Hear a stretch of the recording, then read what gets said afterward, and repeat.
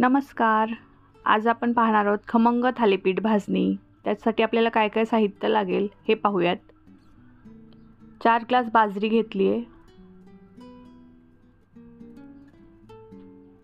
2 glass ज्वारी, 1.5 glass तांदूळ, इथे मी रेशनिंगचा तांदूळ वापरले, 1 ग्लास गहू, 1 ग्लास हरभरा डाळ, 2 चमचे धने, 1 चमचा ओवा आणि 1 चमचा जिरी. सगळे मेजरमेंट या ग्लासने मोजलेत. घरातलंच साहित्य वापरून मेजरमेंट पाहणार आहोत. सोबतच घेतला 1 पेला मूग डाळ.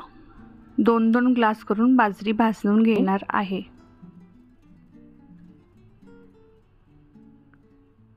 बाजरी भाजून झाल्यानंतर अशी दिसेल, पिवळसर रंग येतो.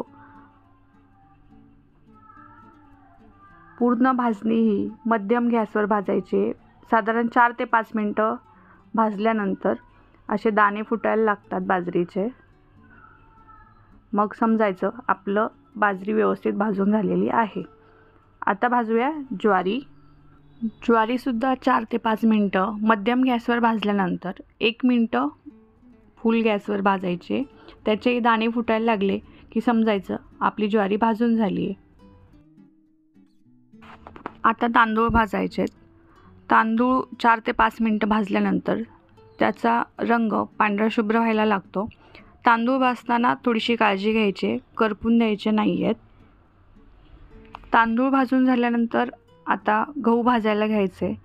गहू भाजताना थोडीशी काळजी घ्यायची, कारण गव्हाचे दाणे तडतड उडायला लागतात.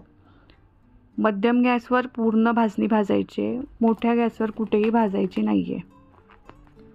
आता हरभरा डाळ भाजून घेऊयात.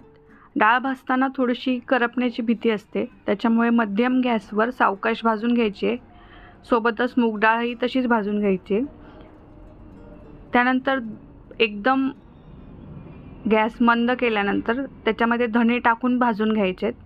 धने भाजल्यावर गॅस बंद करायचा आहे आणि त्याच्यामध्ये जिरी आणि ओवा टाकून भाजून घ्यायचं आहे. एक टीप अशी आहे, जिरे आणि ओवा बंद गॅसवरच भाजायचे आहेत. कढई गरम असताना भाजून होतात ते. जर तुम्ही गॅस चालू असताना भाजाल तर ते करपण्याची शक्यता जास्त असते.